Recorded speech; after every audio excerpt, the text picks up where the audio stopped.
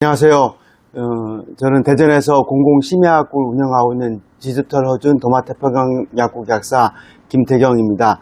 여러분 한 주간도 편안히 잘 지내셨죠?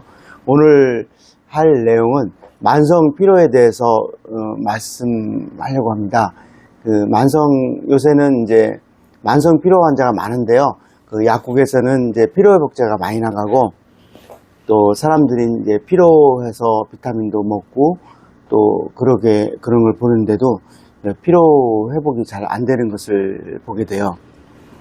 근데 쉰다고 해서 이제 피로가 회복이 안 되는데요.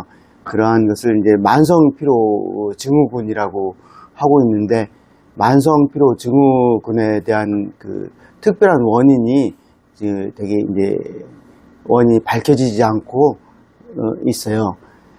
보통은 이제 쉴 때 피곤이 풀리는 것을 만성 피로 증후군은 아니고요.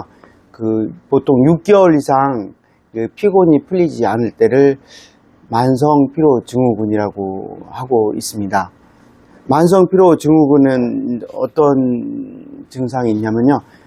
근육통 같은 게 좀 온몸에 생기고, 또 극심한 피로감과 섬유 근육통과 또 신경이 되게 예민해지는 것들이 있어요. 신경이 예민해져 가지고 이제 빛이나 소리들에 되게 민감해서 잠을 잘 못 자는 경우가 있게 되고, 또 이제 우울감이나 무기력 같은 것들이 또 생기게 되죠.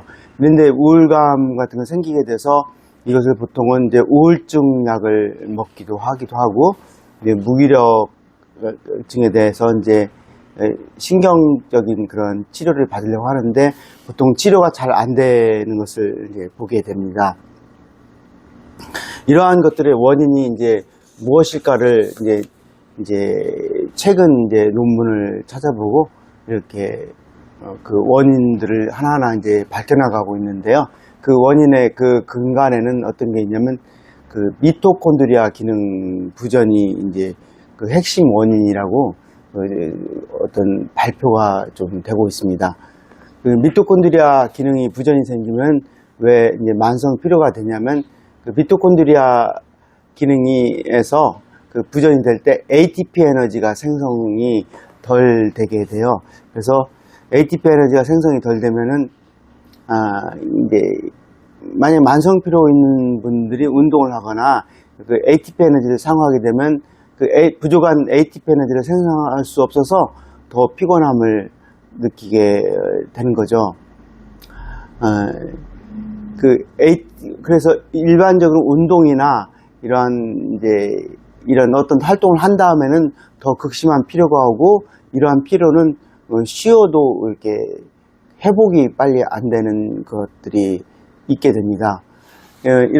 이러한 것은 미토콘드리아에서 산화적 인산화 과정 통해서 충분한 ATP 에너지가 생성이 되어야 되는데, 생성이 되지 못해서 생기는 것들입니다. 이러한 것들이 이제 생기게 되면 온몸에서 어떤 특정한 데가 아픈 게 아니라 온몸에 근육들이 아파서 만성 통증으로 이어지게 되고요. 또 한 가지는 신경세포에서 ATP 에너지가 생성이 안 되면 세로토닌이나 도파민 같은 것들이 생성이 안 돼서, 도파민이 생성이 안 되면 집중을 못 하게 되고, 세로토닌 생성이 안 되면 수면의 질이 떨어지고 이렇게 되죠. 또 어떨 때는 브레인 포크라고 해서 뇌가 이렇게 아무것도 없는 공허한 것처럼 그렇게 한 뇌가 아무것도 그러한 공허감처럼 생기기도 하고, 이러한 사람이 무기력하게 됩니다. 그래서 일반적으로 볼 때 만성 피로 증후군 환자를 볼 때 밖에 사람들이 외관은 되게 멀쩡한데 항상 피로감을 느끼고 쉬려고만 하고 움직이지 않는 것을 보게 됩니다. 그럴 때 저 사람이 이제 어떻게 보면은 꾀병이나 아니면은 아프지도 않은데 저러고 있나 싶은데 실은 그렇지 않게 되게 됩니다. 그래서 이러한 것들을 볼 때 만성피로 증후군은 이제 보통 현재까지는 특별한 원인도 없이 마치 독감처럼 와가지고 그 만성피로 증후군이 생기는 경우가 많고요. 또 한 가지는 최근에는 코로나로 걸렸을 때 코로나 걸리면 코로나 바이러스가 그 미토콘드리아 기능을 되게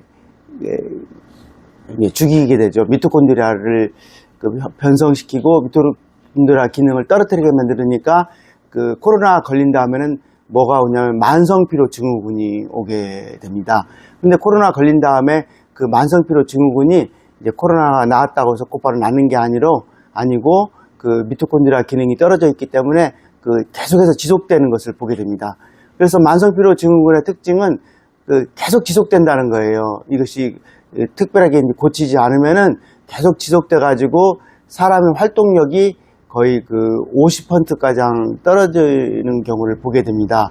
그래서 일상생활을 하기가 되게 힘들게 되는 것을 보게 되죠.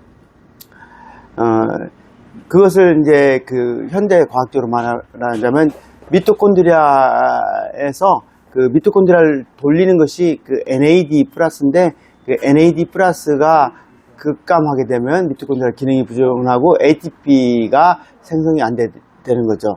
ATP가 생성이 잘 안 되면 우리 몸의 세포 속에서는 ATP 말고 다른 과정을 통해서 에너지를 생산하려고 하는데 그때 젖산이 많이 나오고 또 여러 가지 그 세포를 돌리는 음식물이나 산소가 이게 소진이 안 돼서 우리 몸에는 그 극심한 피로감과 함께 염증 유발 물질이 많이 생기고 또 미토콘드리아 기능이 잘 안 돌아가면 활성산소가 많이 생기게 되죠.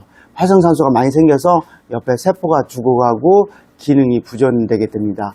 그래서 요새는 만성피로 증후군을 뭐라고 하냐면 뇌척수염이라고도 하고 있습니다. 그러니까 만성피로 증후군은 뇌하고도 굉장히 관계가 돼서 우울증, 인지기능 저하, 집중력 저하 이런 것들이 생기게 되고 잠잘 때도 보면은 잠을 잘못 이루고 빛에 조그마한 빛이 있어도 민감하고 또 소리가 바스락 소리가 나도 민감하고 이러한 증상이 발생하게 됐습니다.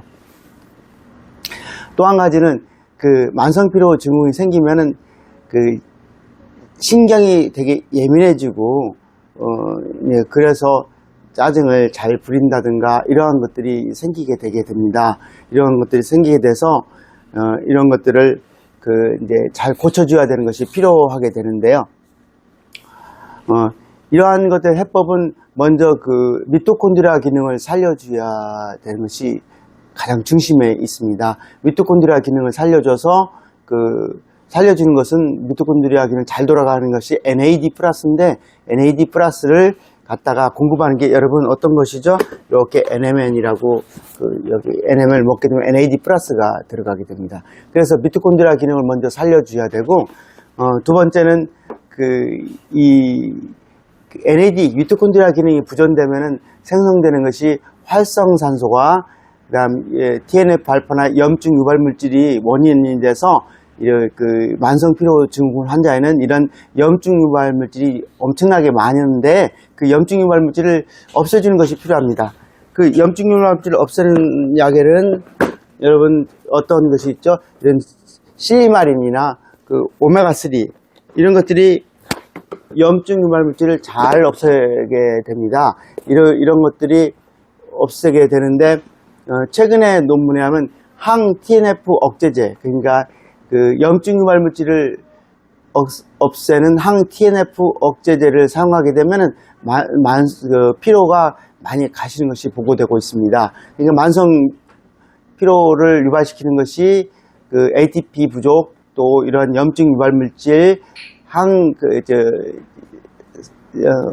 활성산소라는 것을 알 수가 있었죠. 또 한 가지는 그 뇌의 그 기능을 보호하고 그 만성피로의 그 원인이 되는 것이 LPS라는 그 장을 통과해서 들어오는 그런 독소가 원인이 돼서 그러한 독소를 막기 위해서 이런 이제 유산균제제를 이렇게 드는데, 이것은 그 유산균제제를 먹게 돼서 장이 좋아지면 만성 피로가 억제된다는 이 보고가 있어서 이 장이 되게 중요한 것을 알 수가 있습니다. 그리고 또 한 가지는 이제 코엔자임 Q10 같은 것도 미토콘드리아를 돌리기 때문에 되게 중요하게 됩니다. 동의보감적인 해석을 하자면은 그 만성 피로를 어떤 식으로 보냐면 그 기혈이 떨어졌다고 해요.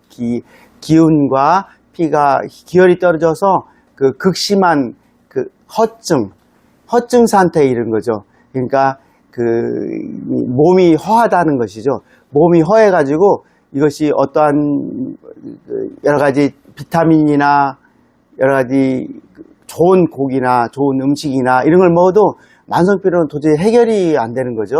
그것은 왜냐하면 기혈이 다 소진이 돼서 동의보감식염 기혈이 소진돼서 허증의 상태에 빠진 거죠. 허증. 그러니까 허증의 상태에 빠진 것이기 때문에 그 기혈을 상승시켜 줘야 되거든요. 그래서 기혈을 상승시킨다는 것은 기는 어떤 걸 말하면 기운을 말해요. ATP 에너지를 말하는 것이거든요. ATP 에너지를 생성해야지 세포가 살아나고 세포 속에 그 젖산이나 이런 유해물질이 없어지는 거죠. 그래서 기를 상승시키는 것이 동의보감식으로 말하는 거면 이 NMN이고요. 그 NMN을 먹게 되면 기가 상승되고, 또 한 가지로는 신장 기능이 이제 NMN을 먹으면 좋아져서 부신에서 그 코르티솔 호르몬이나 혈압 같은 것을 조절해서 그 노르에핀도르린이라는 그 교감신경을 적게 나오게 하게 되는 거죠. 그리고 뇌 속에 들어가서 이 뇌세포를 살리기 때문에 뇌세포가 살아나면 도파민과 세로토닌이 많이 나와서 이런 뇌로 인한 이런 우울증, 무기력감을 완화시키게 되게 되는 겁니다. 그 다음에 혈을 공급하기 위해서는 이렇게 이런 혈액순환제, 은행잎이나 이런 병풍잎 들어가고 그 신경을 안정시키기 위해서 마그네슘을 갖다가 들어간 이런 보충제가 필요하게 됩니다. 그래서 이러한 것들이 이제 신장이나 이제 또 이 간을 또 좋게 해서 그 염증 유발물질을 없애주죠. 그래서 간, 신장, 그다음 혈액순환 이런 것들을 좋게 해서 만성 피로를 완화시키는 데 큰 도움이 될 수 있다고 생각이 듭니다. 그 만성 피로는 예를 들면 우리의 의지로 되는 게 아니고요. 우리가 뭐 만성 피로를 내가 안 하겠다, 또 운동으로 되는 것이 또 아니게 됩니다. 만성 피로를 가진 사람은 이미 그 미토콘드리아 기능이 좀 떨어져서 그 ATP 에너지 생성 능력이 떨어지기 때문에 운동을 많이 하면 더 피곤할 수가 있죠.